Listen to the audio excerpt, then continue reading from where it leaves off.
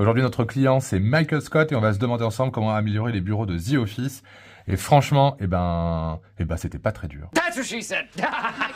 Alors, on va commencer par un truc tout bête, hein, mais ce qui est fou dans ce bâtiment, dans ces locaux, c'est qu'en fait, on a une première zone bureau, une seconde zone qui s'appelle l'extension. Et entre les deux, pour passer de l'un à l'autre, on a cette horrible cuisine dans laquelle, parfois, il mange, qui tient lieu de couloir et qui donne accès directement aux toilettes.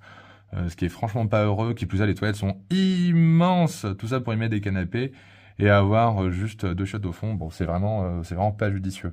Moi, clairement, on va faire l'hypothèse que les évacs sont par ici. Je pense quand même qu'on pourrait plutôt décaler les toilettes ici. Utiliser le poteau, là, on vient couper comme ça. Je suis sûr qu'à l'intérieur, c'est pas bien compliqué de faire 2 toilettes comme ça en fond avec à chaque fois l'évier. Et puis, si on est assez haut, on met des toilettes suspendues.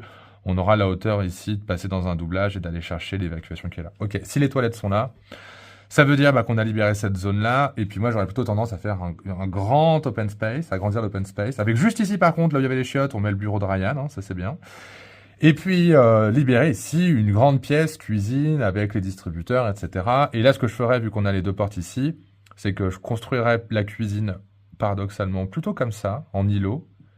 Donc elle est accessible par là. Mais comme ça fait brise-vue pour les portes du toilette, l'histoire que ce soit pas trop gênant. Et puis ici, on dispose les tables, les distributeurs, etc. On s'en fout.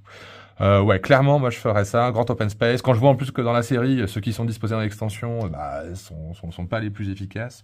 Là, au moins, ça remet tout le monde d'aplomb. Un autre point, moi qui me paraît un peu curieux, c'est le choix entre la direction et la salle de réunion.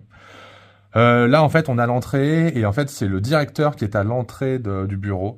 C'est une façon de voir les choses, ça fait un peu patronal à grand-papa, quoi. C'est le contremaître, quoi, qui regarde ce qui se passe dès l'entrée. Alors, dans la série, évidemment, c'est ce vis-à-vis entre l'accueil, entre Pam et Michael, qui crée beaucoup de situations comiques, mais dans la vraie vie, moi, je trouverais ça un peu mieux de mettre plutôt le bureau de la direction ici, si la fenêtre ici le permet, plus centrale en fait par rapport à toute la zone open space, et disposer la salle de réunion là, parce qu'au moins avec l'entrée, ça fait que peut-être avec un rideau derrière, on peut parfois intimiser, mais quand on veut, on laisse vitrer. S'il y a un retardataire pour la réunion, on le voit, et puis il n'y a plus qu'à rentrer, etc. Ça me paraît un peu plus naturel. Voilà ce que j'avais à dire. Pour le reste, ça me paraît pas mal.